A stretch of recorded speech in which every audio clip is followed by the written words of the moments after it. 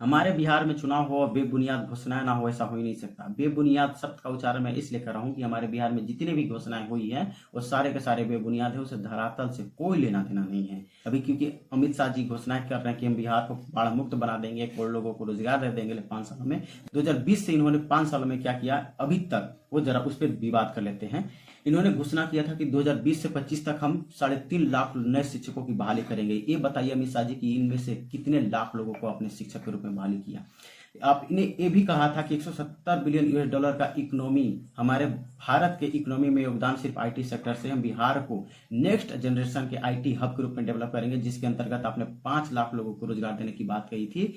जो रविशंकर प्रसाद जी ने कहा था कि हम बिहार के दरभंगा, भागलपुर और राजगीर में आईटी सेक्टर को डेवलप करेंगे, आईटी पार्क लगाएंगे। ये बताइए कि उन आईटी पार्क्स में से कितने आईटी पार्क्स हमारे बिहार में लगे, कितने लाख लोगों को रोजगार मिला। चलिए कितने लाख लोगों को रोजगार मिला, कितने आईटी पार्क लगा, ये भी नहीं पूछ रहे, कितने आईटी कंपनी लग गए, ये आंकड़ा खाली केवल बता दीजिए हमको, उससे ज्यादा हमको मतलब नहीं है। आपने ये भी कहा था कि 10 लाख समूहों के माध्यम से हम महिलाओं को अगले 5 सालों में 1 करोड़ महिलाओं को स्वरोजगार उत्पन्न करके देंगे। 1 करोड़ में से आपने कितने महिलाओं को स्वरोजगार उत्पन्न करके दिया, जरा ये भी आंकड़ा बता दीजिए। आपने ये भी घोषणा किया था कि 2024 के अंत तक हम दरभंगा एम्स को बना कर दे देंगे।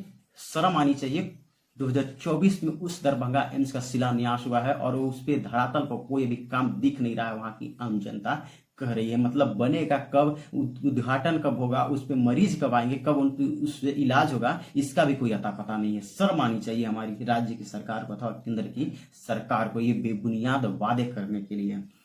जो आपने घोषणा 2020 में किया था ना, उसका हम थोड़ा सा मैनिफेस्टो पढ़े हैं, लेकिन उस पर भी आप खरा नहीं उतर पाए, तो अगले 5 साल आपको किस आधार पे मौका दिया जाए, जरा ये तो बता दीजिए। जय हिंद, जय बिहार।